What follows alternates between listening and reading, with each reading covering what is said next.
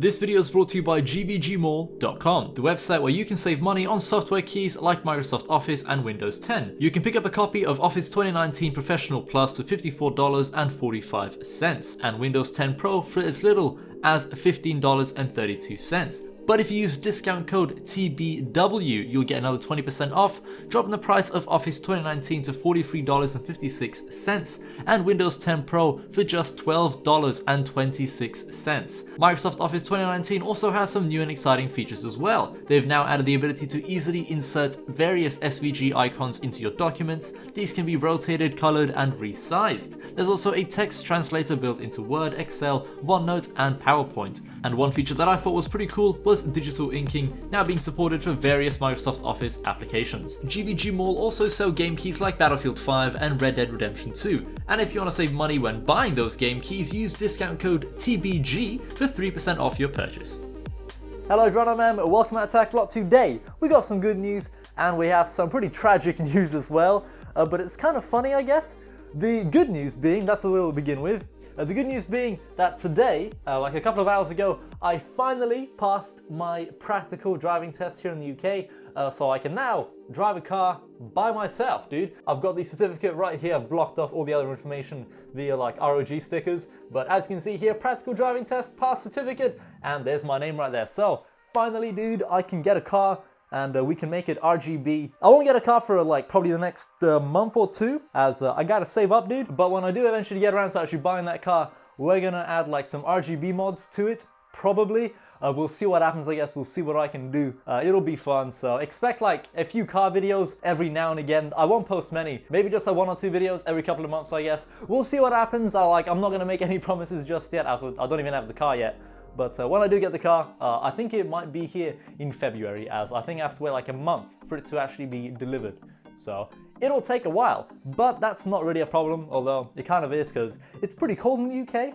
And for the next like couple of months, the coldest months probably, I'm gonna have to spend it without a car. Now let's go ahead and talk about the tragic and just really, really bad news. Now, you may be wondering why the PC is here and why the monitor is here, everything's plugged in. This is the new setup, guys. How do you like it? Yeah, it's pretty cool. We got the BenQ 4K monitor here. We have an Amazon Echo. This is the Amazon Echo 1st Gen, the full-size bad boy. It's really loud. And look, this entire thing is actually like wireless as well. It's pretty sick. It's like a portable, smart Bluetooth speaker. I love this thing. I use it every single day pretty much to play Spotify and just set chicken timers whenever I'm cooking chicken in the oven. But this is a pretty cool piece of kit, you know, Amazon Echo. We all know what these are, but this one has like an M-Power battery on it, so it's a portable Bluetooth speaker that's smart with like Amazon Echo. Now, the reason why I have this entire setup here, and I've moved from, now brace yourselves because the room right now looks so bad, but this here is the current state of the old setup, I guess. The BenQ Ultrawide monitor is sitting right here, and unfortunately, I think it's died. Now, why exactly it died, or you know, what could possibly cause this monitor to die is beyond me. All I was doing yesterday, now like, this makes zero sense to me because I did literally nothing wrong. All I was doing yesterday was sitting at my desk, like over there, and editing a video. And randomly, just out of nowhere, the BenQ Ultrawide monitor just turns off. And I'm like, what? Why did it just turn off? Like, the other 2 monitors are fine. So I'm like, okay, maybe like the power cable just somehow came loose and, you know, came unplugged. That is unfortunately not the case. The power cable is fine, you know, I plugged it in all the way. I thought maybe it's like the DisplayPort cable, you know, maybe my DisplayPort cable somehow broke or something, or something went wrong with it. The answer is no. I tried 2 DisplayPort cables and they both work on this monitor, but neither of them work on that monitor. But this is definitely not an issue of like actual DisplayPorts or HDMI cables or anything like that. The problem, I think, is in the actual power supply that this monitor has. Now, it's currently on the floor right here, like, let me get it. So this is the power supply that the monitor came with. It's just like a power brick that, you know, plugs into the wall and plugs into the monitor. Now, something probably went wrong with this power supply here. Either, you know, something wrong with the cables, or the power brick itself is dead. That's fun. I've now had to like transition over to this setup, which, don't get me wrong, I like this setup. It's pretty sick. We got the white desk. We got the same mouse, we have a similar keyboard, you know, we have a pretty cool 4K monitor here from BenQ, and the fact that we can see the entire inside of this PC, it's pretty cool, dude, if you ask me. Like, I think this setup looks really nice, especially, you know, like we have a white case, we have a white desk. All we need is like some white peripherals, but it really is a shame that this monitor has unfortunately somehow died. I'm gonna try to plug it in again and show you guys exactly what's going on. Like, I've tried different sockets on the wall and stuff with the monitor, you know, like a different power source in general, but I don't have like any more of these power bricks. If I would, I'd definitely try like a different one and see if, you know, maybe this is just broken, which I think the monitor itself is fine. Like, how could you just die on me, dude? So I'm pretty sure it's like the power supply or the cables of this power supply somehow malfunctioning, as if I throw the power supply in and I press the power button on the monitor, nothing happens, all right? I can press the power button, I can just keep on trying to do this stuff, but it's just dead. It's receiving no power. So I have a feeling power supply is at fault here. I'm gonna contact BenQ. Hopefully they'll either send me a new power supply just so I can test that, you know, roll that out, I guess, or maybe they'll send me a new monitor.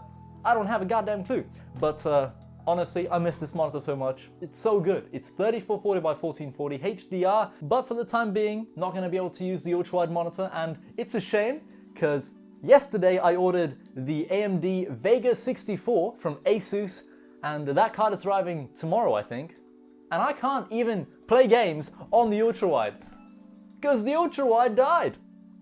What the hell, dude? This is bad timing, but at the same time, pretty happy that I passed my test today. Okay, now before I end this video, we're gonna actually, you know, try to plug it in one more time. Maybe the power supply just became too hot or something and just refused to work for a couple of hours, or the monitor just decided to temporarily die and not turn on yesterday.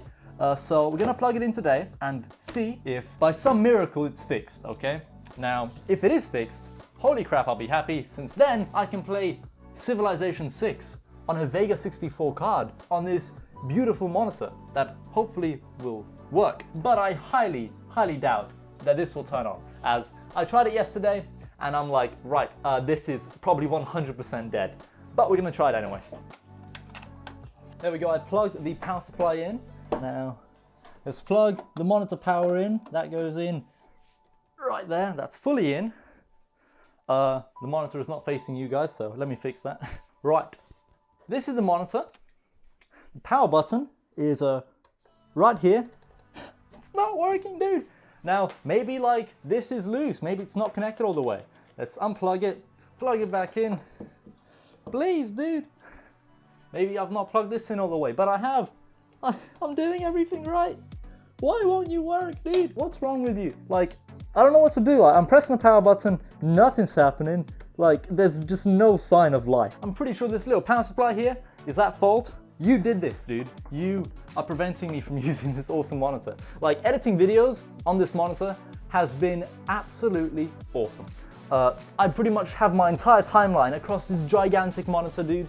Like, it's the best, honestly. I wouldn't want to edit on any other monitor. Right, so that's pretty much going to be it for today's video. We got some good news. I passed my driving test, finally, and I can now drive a car by myself, but I don't have a car yet, so I'll have to wait a few months. And the second bit of good news, I guess, is that I finally bought the ASUS RX VEGA 64 GPU. That's the ASUS STRIX triple fan card.